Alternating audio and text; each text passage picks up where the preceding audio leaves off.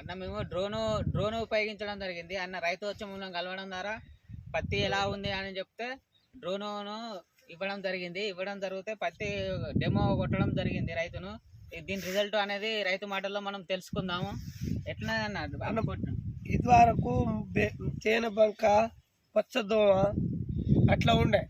ఇగో ఇప్పుడు ఈ కొట్టిన కాంచెలి పొరలేదు. మన రైతులు అందరు కొట్టుకోవచ్చు. కొద్దిగా వెనకకు జరిగి చెట్టు చూపించు, వెనక జరిగి చెట్టు చూపించు. నుండి 40 కాయల దాకా వచ్చినాయి. ఇగో ఇట్లా ఇప్పుడు షాంపిల్ కొట్టితే ఇక బాగున్నది. మళ్ళీ తెచ్చుకొని కొట్టుకున్నా కాయలు సుధాన్ బాగున్నది.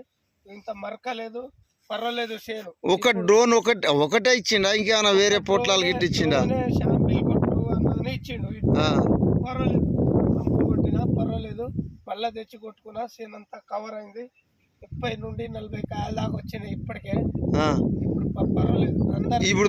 అందరు కొట్టుకోవచ్చు. దోమ గాని, మసిపేను గాని, నల్లి దోమ గాని, నల్లి కిల్లి ఏం లేదు. మంచిగా నీట్ గా వస్తుంది. చేను సూపర్ వస్తుంది. నీట్ గా వస్తుందా? రైతులు మంచిగా పక్క వాడుకోవచ్చు. అది నిన్ను చూసానా వాడుకోవచ్చునా? దీన్ని మాత్రం వాడుకోవచ్చు. గ్యారెంటీ మంచి పని చేస్తాందా? చేను సుధాన్ ఇంత నీట్ గా ఉన్నది. ఇది వరకు ఎట్లుండే నీ చేను? ఇది వరకు మొత్తం మర్చిపోయాను, దోమ మర్చిపోయాను అట్లా ఉండే.